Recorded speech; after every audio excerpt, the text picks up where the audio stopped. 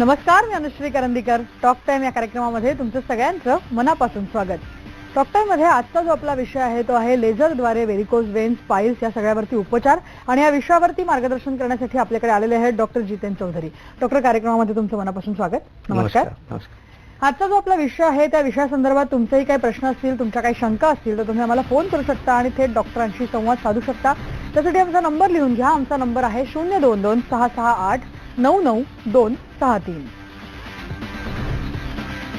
विषयाला सुरुवात करण्यापूर्वी आपण डॉक्टरांची थोडक्यात ओळख करून घेणार आहोत. आपल्यासोबत आहेत डॉक्टर जितेन चौधरी. हे सुप्रसिद्ध अनुभवी असे सर्जन आहेत. त्यांची भांडूप आणि विक्रोळीमध्ये हॉस्पिटल्स आहेत, ते तिकडे प्रॅक्टिस करतात. बऱ्याच हॉस्पिटल्समध्ये त्यांना ऑपरेशनसाठी सुद्धा बोलवण्यात येतं. डॉक्टर जितेन चौधरी यांनी संपूर्ण भारतात 7व्या क्रमांकाने MBBS ही पदवी 1990 मध्ये वाराणसी येथील institute of medical science of Varanasi university यामधून घेतलेली आहे.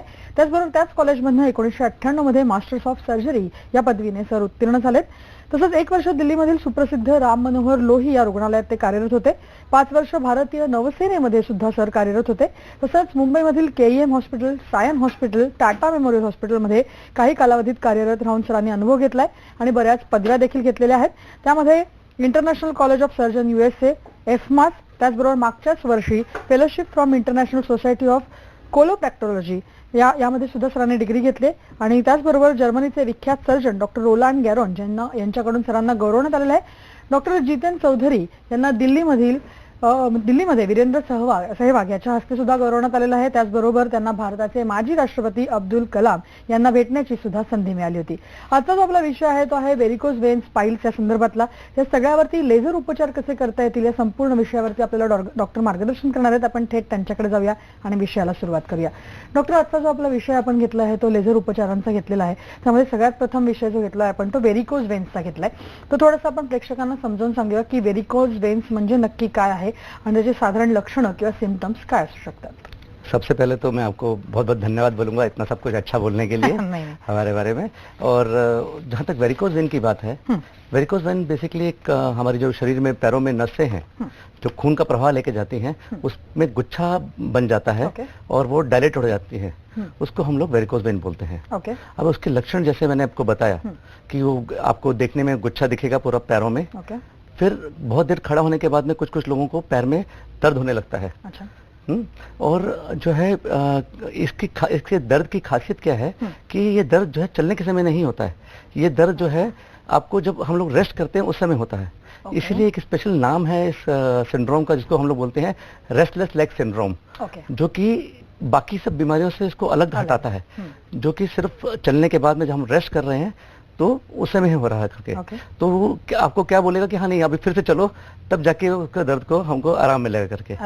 ये तो एक नॉर्मल वेरिकोज वेन का जो लक्षण है. लेकिन किसी पेशेंट में ऐसा भी होता है कि उनको अल्सरेशन हो जाता है. हाँ, तो अल्सरेशन ऐसा होता है कि वो जल्दी भरता भी नहीं है.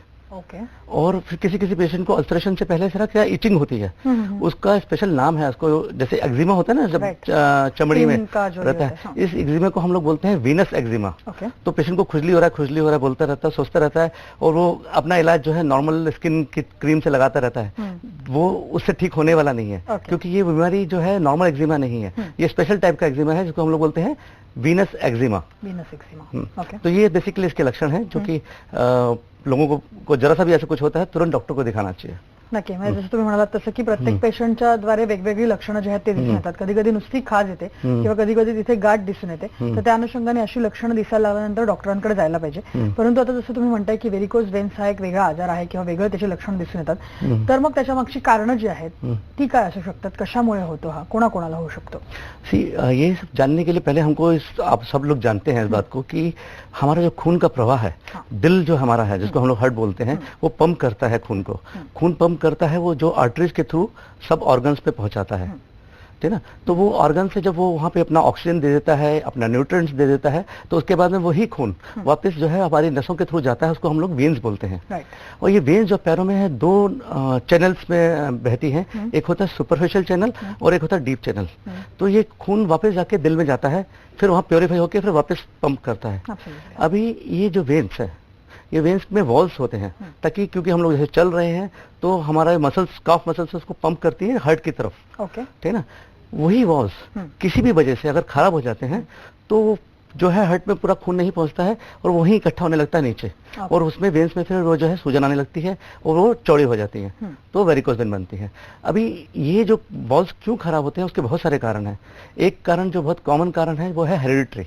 मतलब जैसे कि अगर मेरे माता पिता को है तो मेरे को होने की उसकी ज्यादा चांसेस है, ठीक है ना। दूसरा है ओल्ड एज, जैसे हल्की हल्की उम्र बढ़ती है तो उसका शरीर पे जैसे फर्क पड़ता है उस तरह से वॉल पे भी फर्क पड़ता है, तो उसकी वजह से भी खराब होता है।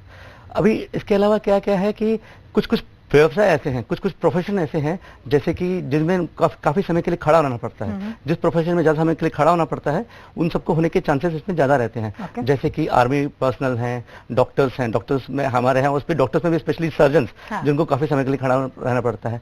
देन सेल्समैन हैं और टीचर्स, इन सबको भी होने के चांसेस ज्यादा रहते हैं, ठीक है ना। ये सब, इसके अलावा कुछ कुछ कंडीशन जैसे लेडीज में भी प्रेगनेंसी होती है, तो प्रेगनेंसी के समय में क्या होता है, जब बच्चा पेट में रहता है तो नीचे की जो वेन्स है, पेल्विक वेन्स जो हम बोलते हैं, उसमें प्रेशर आता है, तो उस समय भी बढ़ने के चांसेस रहते हैं। सिमिलरली जैसे प्रेगनेंसी है, प्रेगनेंसी में जो कारण है वो है क्योंकि आपकी जो पेल्विक वेन्स है उसमें प्रेशर पड़ रहा है, उसी से अगर पेट में कोई ट्यूमर है तब भी ये होने के चान्सेस रहते हैं करने के लिए. ओके. तर जसं तुम्ही म्हणालात तसं की वेगवेगळी कारणं जी आहेत ती असू शकतात आणि बऱ्याच वेळेला हेरिडेटरी तर असतंच, परंतु जसं तुम्ही म्हणताय की पेशा असतो म्हणजे डॉक्टर असतील, शिक्षक असेल, ज्यांना जास्तीत जास्त वेळ उभं राहून काम करायला लागतं, त्यांच्यामध्ये प्रामुख्याने व्हेरिकोज वेन्सचा जो आजार आहे तो दिसून येतो. मला तुम्हाला विचारायचं आहे, बऱ्याच वेळेला असं होतं की या पेशंट्सना व्हेरिकोज वेन्स असतात, वर्षानुवर्ष असतात, क्रॉनिकली रहते हैं, लेकिन उनको तकलीफ नहीं होती है, त्यांना त्रास होत नाही जर का, तर मग ऑपरेशन त्यांना तरी सुद्धा सजेस्ट केलं जातं, तर मग त्यांनी ते करायला पाहिजे का, काय सांगू शकाल?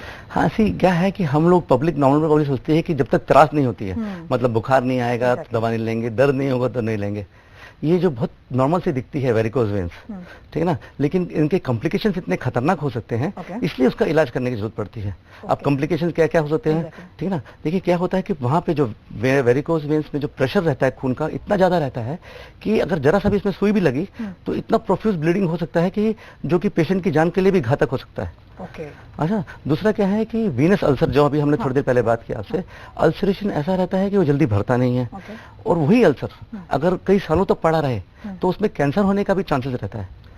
हाँ, और उसके अलावा एक जो सबसे इम्पोर्टेंट और चीज होती है, जैसे वेरिकोज वेन्स जो है वो अपने आप में उसमें इन्फ्लेमेशन होने के चांसेस ज्यादा रहते हैं, उसमें इन्फेक्शन होने के चांसेस ज्यादा रहते हैं, जिसको हम मेडिकल टर्मिनोलॉजी बोलते हैं थ्रोम्बोफ्लेबाइटिस. अभी उसमें फिर क्या होता है कि उसकी वजह से उसमें खून के थक्के जम जाते हैं, वही खून का थक्का अगर उसमें से छूट के आपके मस्तिष्क की नली में फंस गया तो पेशेंट को लकवा भी हो सकता है.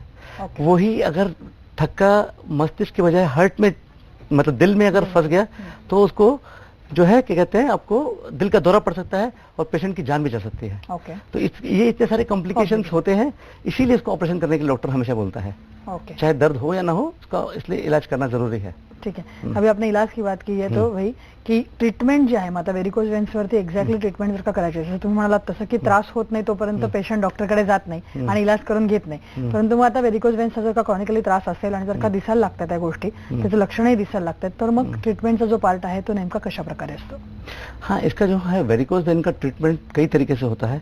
एक तो जो है ट्रेडिशनल तरीका है जिसमें कि हम लोग क्या करते हैं, वेरिकोज वेन को अपने ऊपर से जो थाई के पार्ट से कैनुलेट करके वो वेन को पूरा खींच लेते हैं, ठीक ना. दैट इज अ ट्रेडिशनल तरीका, ठीक ना. उसमें कटिंग वाला ऑपरेशन बोलते हैं उसको हम लोग, जो पब्लिक जो उसको उस तरह से समझती है, हमारी लैंग्वेज में उसको ट्रेंडेलनबर्ग ऑपरेशन बोलते हैं.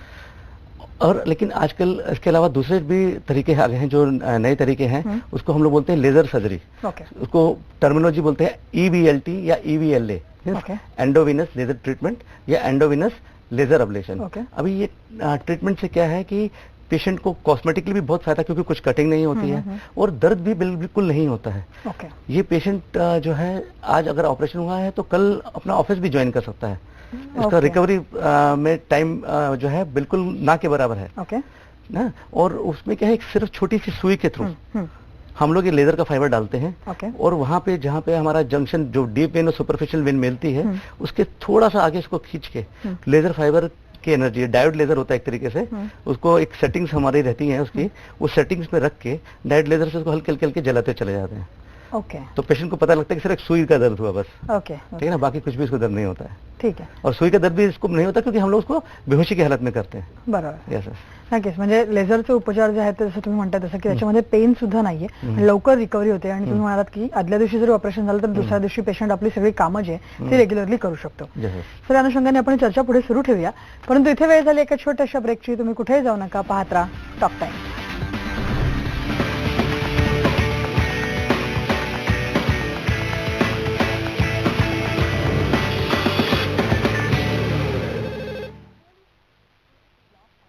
पुणे आकाशवाणीच्या वाणीसाठी जेव्हा मी अप्लाय केला तेव्हा मला सांगण्यात आलं की तुम्ही अंध आहात.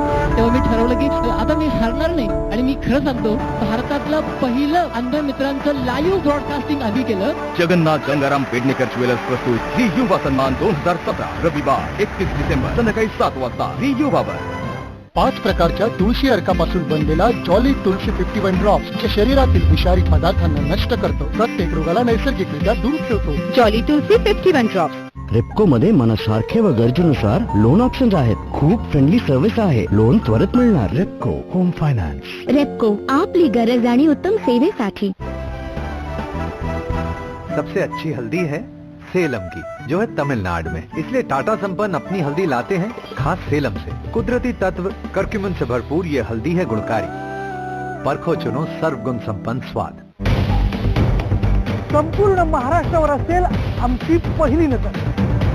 तुमच्यापर्यंत पोहोचेल आता फक्त पक्की खबर.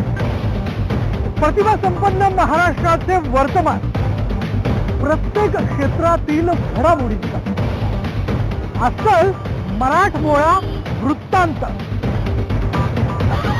खबर महाराष्ट्राची फक्त न्यूज 18 लोकमतवर. नवी ओळख, नवा जोश, ह्याच जनमानसाचा. प्रायोजक आहेत जीवन जगा अगदी आनंदाने आणि टोरेक्स कफ सिरप. फोंडाघाट फार्मसीचं मुक्तायू लिक्विड 14 दिव्य वनस्पतींपासून बनलेलं मधुमेहींचा जवळचा मित्र मुक्तायू लिक्विड.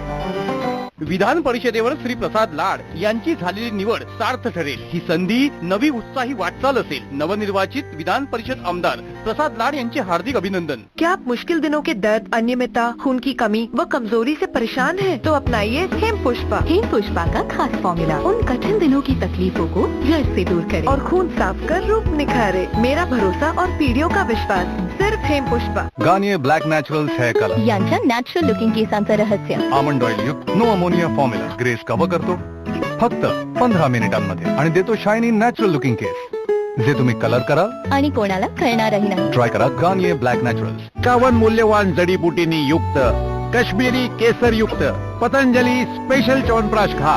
रोगांशी लढण्याची पूर्ण ताकद मिळवा.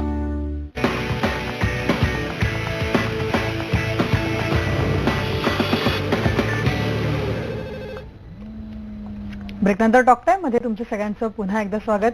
पाइल्स, व्हेरिकोज वेन्स यावरती लेझर उपचार या विषयावरती आपण चर्चा करतोय. आपल्यासोबत आहेत डॉक्टर जितेन चौधरी. डॉक्टर, ब्रेकवर जाण्यापूर्वी आपण व्हेरिकोज वेन्स बद्दल समजून घेतलं आणि कशा प्रकारे लेझर उपचार त्याच्यावरती करतात हे पाहिलं आपण. पुढचा जो आजार आहे त्याच्याकडे आपण थोडंसं वळूया. पाइल्सकडे आपण वळूया आपण, किंवा मूळव्याध. त्याच्यामध्ये बऱ्याच वेळेला असं होतं की पाइल्स किंवा मूळव्याधाचा त्रास बऱ्याच लोकांना बरेच वर्ष असतो, परंतु डॉक्टरांकडे जात नाहीत. जसं कुठेतरी एक भीती असते, ऑपरेशन करावं लागेल का किंवा काय करता येईल, या सगळ्या दृष्टीने लोक जात नाहीत. तर एकंदर थोडंसं पाइल्स म्हणजे नेमकं काय, थोडंसं आधी प्रेक्षकांना समजून सांगूया आपण. हाँ, पाइल्स या मूलव्याध ये हम सबके शरीर में गुदा के रास्ते में खून की नलियां हैं जो कि एक एनल कॉलम बनाती हैं. ये सबके शरीर में रहती हैं, लेकिन किसी किसी शरीर में बिकॉज ऑफ कॉन्स्टिपेशन मतलब कब्जियत की वजह से या दूसरे कारण की वजह से अगर वो बड़ी हो जाती हैं और नीचे लटक जाती हैं तो फिर क्या होता है कि जब हम लोग अपना मल त्याग करते हैं तो वो उसमें से खून बहने लगता है और वो फिर मूलव्याध का या पाइल्स का रूप धारण कर लेती है. तो ये जो मूलव्याध है वो बेसिकली होने के बहुत सारे कारण हैं. आजकल क्या है कि हम लोगों का जो डाइट है बहुत ज्यादा वेस्टर्नाइज्ड हो गया है. उसका एक बहुत बड़ा कारण है कि आजकल इसकी जो है संख्या बढ़ती ही जा रही है पाइल्स की. लोग जो है ज़्यादातर खाने के लिए पिज़्ज़ा चाहिए, बर्गर चाहिए, ठीक है ना। फाइबर का डाइट कम होता जा रहा है, पानी की कमी होती जा रही है। एक तो डाइट हो गया, फिर एक्सरसाइज भी। आज से जो 20 साल पहले 25 साल पहले जो प्ले ग्राउंड थे, ना तो प्ले ग्राउंड रह गए हैं और ना ही उस तरह से अभी लोगों का खेलने का भी रह गया है, क्योंकि आजकल मोबाइल्स हैं, लैपटॉप्स हैं, उसी में लोग ज़्यादा खेलते रहते हैं, फिजिकली खेलना पसंद नहीं करते हैं। तो लेस ऑफ फिजिकल एक्टिविटी होना भी एक बहुत बड़ा कारण है उसकी वजह से होने के लिए। और इसके अलावा हेरिडिटरी तो है ही अपने आप, हर एक बच्चे, अगर मेरे माँ बाप को है तो मुझे भी होने की जरूरत है। जो पेशेंट्स को कुछ लोग होता है आजकल कि अपना वेस्टर्न टॉयलेट में बैठ के अखबार पढ़ना शुरू कर देते हैं और जो है काफी देर तक अपना टॉयलेट में बिताते रहते हैं, तो वो लगातार प्रेशर वहां बना रहता है, तो पाइल्स होने के चांसेस उसमें भी ज्यादा रहते हैं करके। तो टॉयलेट पे अगर हमको जाना है तो तुरंत जाना चाहिए और जितना कम से कम समय में होता है फिर वापस आ जाना चाहिए। ऐसा नहीं कि वहाँ बैठ के अखबार भी पढ़ो, अपना मैगजीन भी पढ़ो और फिर चलता रहे करके। सो आपण जसं बघितलं असं की हे मुलगाची एक बेसिक कारणं जी आहेत ती होऊ शकतात. मला तुम्हाला विचारायचं की बऱ्याच वेळेला आता लक्षणं जी आहेत ती कुठल्या स्वरूपात दिसायला लागतात, कारण आपल्याला नेमकं काय होत आहे त्यांना कळत नाही, फक्त संडासच्या जागेद्वारे रक्त पडतं एवढंच कळतं, परंतु मग एक्झॅक्टली ते पाइल्स असतं, मुलगात असतं की नाही हे लोकांना कळत नाही. तर एक्झॅक्टली सिम्टम्स जे आहेत ती काय दिसून येतात?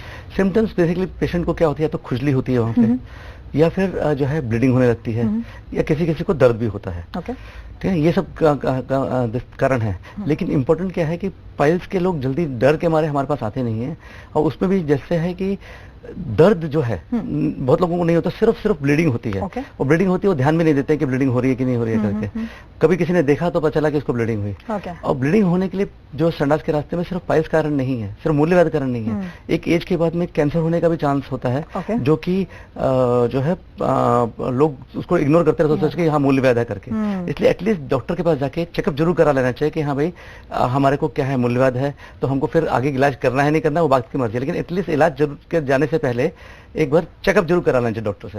नक्की. जसं तुम्ही म्हणता तसं की चेकअप केलं पाहिजे आणि त्या दृष्टिकोनातून उपचार केले पाहिजे. तर उपचारांच्या दृष्टिकोनातून ट्रीटमेंट जर का करायची झाली तर बऱ्याच वेळेला ऑपरेशन सजेस्ट केलं जातं, तर मग लेझरद्वारे किंवा तुम्ही जे आता स्पेशली ज्या टेक्निक्स वापरून जे ऑपरेशन करतायत ती साधारण कशा प्रकारे असतात मूलव्याधीसाठी, त्याविषयी काय सांगाल? हाँ देखो, असल में क्या है कि मूलव्याध एक बहुत कॉमन प्रॉब्लम है, ये एटलीस्ट 20 से 30% पब्लिक को है जो मूलव्याध का है, लेकिन पब्लिक जो है, जो जनता है, जल्दी से इलाज के लिए डॉक्टर के पास जाना नहीं चाहती है।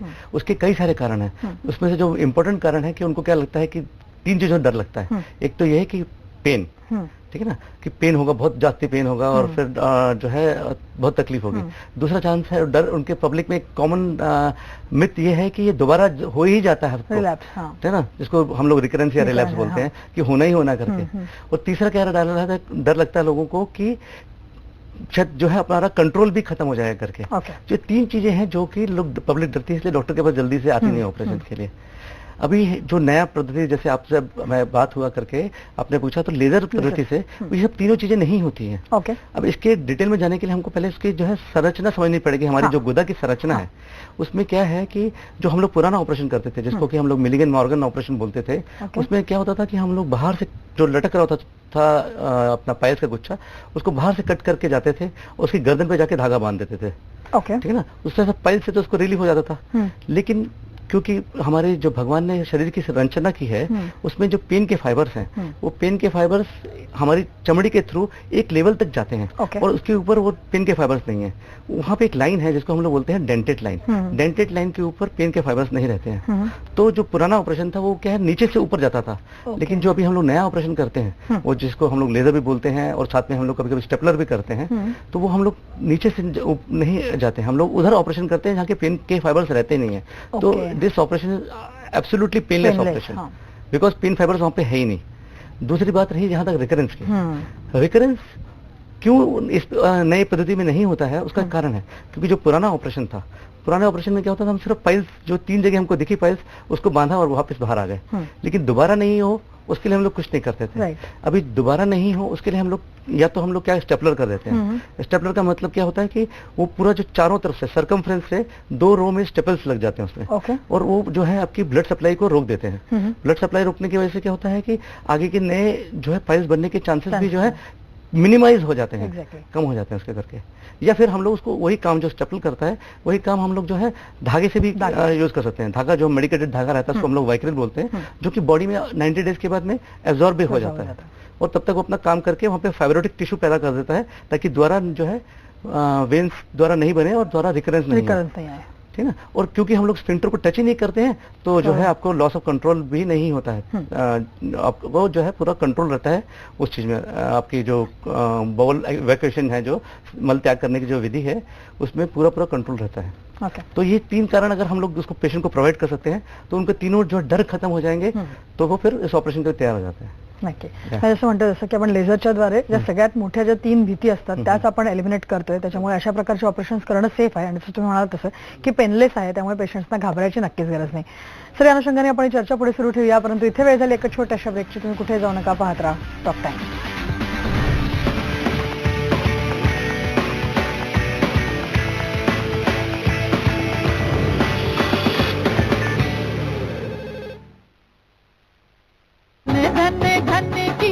वर्षा अपार, ओ स्वामी ओ प्रभु, खुलता है जब जब कुबेर जी का द्वारे. जॉली तुलसी 51 ड्रॉप, 100 आजारांवर एक औषध, जो माझ्या कुटुंबाला ठेवतो आजारांपासून दूर. फक्त 5 थेंब रोज प्या, सशक्त, निरोगी आणि लांब आयुष्य जगा. महाराष्ट्राच्या कानाकोपऱ्यातून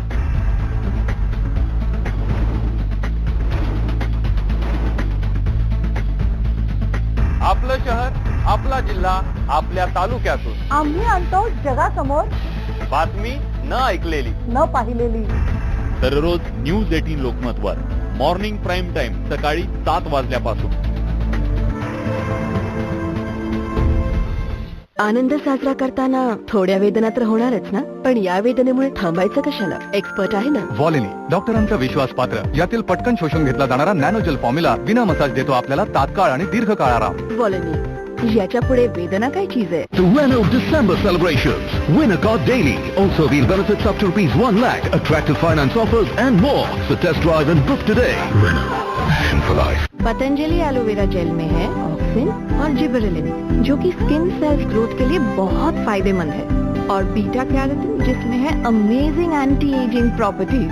थैंक्स माँ. किस लिए? पतंजलि एलोवेरा जेल के लिए. रिंकल्स, पिंपल्स, ड्राई स्किन जैसी 100 प्रॉब्लम्स में फायदेमंद, तभी तो इसे कहते हैं 100 पर्पस जेल. एंटी एजिंग गुणों के साथ पतंजलि एलोवेरा जेल लगाओ, प्राकृतिक सुंदरता पाओ. संपूर्ण महाराष्ट्रावर असेल आमची पहिली नजर. तुमच्यापर्यंत पोहोचेल आता फक्त पक्की खबर. प्रतिभा संपन्न महाराष्ट्राचे वर्तमान, प्रत्येक क्षेत्रातील घडामोडींचा अस्सल मराठमोळा वृत्तांत. खबर महाराष्ट्राची फक्त न्यूज 18 लोकमतवर. नवी ओळख, नवा जोश, ह्याच जनमानसाचा. प्रायोजक आहेत जीवन जगा अगदी आनंदाने आणि Torix Cough Syrup. हे आहे न्यूज 18 नेटवर्क. आपण पाहत आहात न्यूज 18 लोकमत.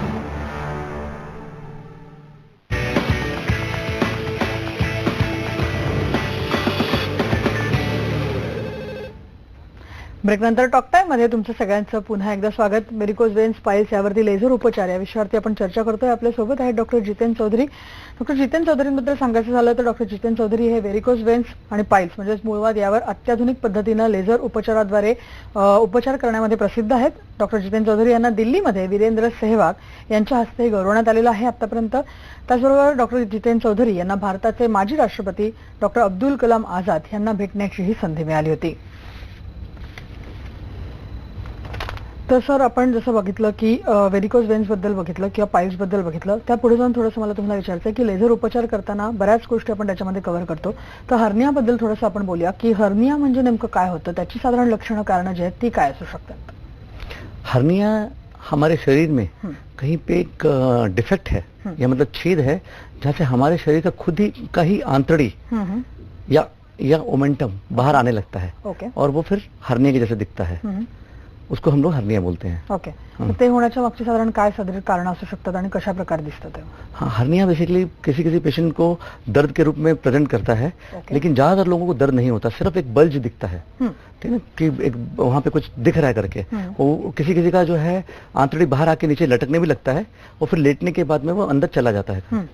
तो ये बेसिकली लक्षण है हर्निया होने के लिए। और उसके होने के कारण बहुत सारे हैं, जैसे बताया कि तो हेरिडिटरी है, दूसरा है कि किसी को जो स्मोकिंग लोग करते हैं उनके शरीर में स्पेशल टाइप का जो कोलेजन होता है जो कि हमारे को शरीर को मजबूती प्रोवाइड करता है वो कम हो जाता है। तो स्मोकिंग करने वाले लोगों को हर्निया होने के चांसेस ज्यादा रहते हैं। ऐसी कोई भी कंडीशन जिससे कि हमारे पेट में प्रेशर ज्यादा बढ़ता है, जैसे कि किसी को खांसी होने लगती है, बहुत ज्यादा लंबी खांसी, उसका कारण ब्रोंकाइटिस है या टीबी है, जो भी कारण है उसकी वजह से, या पेट में किसी को कॉन्स्टिपेशन रहती है उसकी वजह से, या कुछ लोग वेट लिफ्टिंग करते हैं जो आजकल अपना बहुत सारे लोगों को वेट ट्रेनिंग का शौक हो गया, उन सबको हर्निया होने के चांसेस ज्यादा रहते हैं। इसके अलावा क्या है कि कॉन्स्टिपेशन जिसको रहेगा उनको भी होने रहते हैं। किसी को अगर पेशाब की तकलीफ है, किसी को पेशाब के लिए भी रास्ते में अगर जोर लगाना पड़ता है, कोई भी कारण जिसकी वजह से कि पेट का प्रेशर बढ़ता है, तो उसमें हर्निया होने का चांसेस बढ़ जाते हैं। मग त्याच्यावरती पण आपण लेझरद्वारे सर्जरीज के उपचार जे करतो त्याविषयी काय सांगाल? हाँ, बेसिकली क्या है, उसको लेजर जो है एक तरीके से अभ्रांति है, उसको हम लोग लेप्रोस्कोपी बोलते हैं। लेप्रोस्कोपी मीन्स दूरबीन से जो नॉर्मल तरीका है जो हम लोग कई सालों से करते आए हैं उसको हम लोग बोलते हैं ट्रेडिशनल तरीका। उसमें क्या है, मसल्स कट करके हम लोग वहाँ पे जो हर्निया होता है, हर्निया को रिड्यूस कर देते हैं और वहाँ पे एक जाली बिठाते हैं, जो कि एक नॉर्मल तरीका है, ट्रेडिशनल तरीका। और जो पब्लिक जिसको लेजर बोलती है या लेप्रोस्कोपिक करती है, तो उसमें क्या करते हैं, हम छोटे छोटे से 2 छेद बनते हैं 5 mm के, मतलब सेंटीमीटर का भी आधा, और एक छेद बनता है 1 सेंटीमीटर का, वहां से हम दूरबीन डालते हैं और वो 2 छोटे छेदों से हम लोग दूरबीन के रास्ते वो हर्निया का जो डिफेक्ट है उसको पूरा डायसेक्ट कर लेते हैं। जो हमारा आंतड़ी बाहर गया हुआ है उस आंतड़ी को नीचे ले आते हैं और जो जगह बनती है वहाँ पे एक बड़ा सा जाली बिछा सकते हैं। तो इसमें लेप्रोस्कोपी में क्या होता है, जो जाली का साइज है वो बड़ा बिछा सकते हैं और छोटे छोटे छेद करके। ट्रेडिशनल सर्जरी में क्या रहता है, उतना बड़ा जाली बिठाने के लिए हमको बहुत बड़ा काटना पड़ेगा। उसमें लेप्रोस्कोपी में फायदा क्या है कि छेद छोटे बनते हैं, लेकिन हम लोग जाली बड़ी डाल सकते हैं उसमें। और इसमें एक और फायदा है कि सिर्फ साइज इंपॉर्टेंट नहीं है, इसमें क्या होता है कि हम लोग सिर्फ चमड़ी में छेद करते हैं, मांसपेशी में कोई छेद नहीं होता है। तो सिर्फ चमड़ी के अंदर छेद गया, मांसपेशी के अंदर हम लोग जब दूरबीन डालते हैं तो वो मांस के जो रेशे है, मांस के रेशे को अपना सेपरेट करके अंदर दूरबीन चली जाती है, तो मसल कुछ कटती नहीं है। और वापस आते हुए जब हमारा ऑपरेशन खत्म हो जाता है तो हम लोग उस दूरबीन से उसको वापस खींच लेते हैं बाहर, तो जो मांस के रेशे हैं वापस आ जाते हैं। तो क्योंकि मसल कटती नहीं है तो मसल में वीकनेस भी नहीं होती है और पेन भी बिल्कुल नहीं होता है, ऑलमोस्ट ना के बराबर। नक्कीच, तुम्ही जसं म्हणालात तसं की हे लेझर उपचार पद्धती किंवा लॅप्रोस्कोपिक ह्याच्यामध्ये पेन जे आहे ते कमी होतं आणि लोक लवकर रिकव्हर होऊ शकतात, हा त्याचा सगळ्यात महत्त्वाचा फायदा आहे। सर, या विषयावरती तुम्ही आज इथे एवढं छान मार्गदर्शन केलं त्याबद्दल धन्यवाद, नमस्कार। या विषयासह टॉक टाइम मध्ये आता आम्ही इथेच थांबतोय। ताज्या घडामोडींसाठी तुम्ही पाहत राहा न्यूज 18।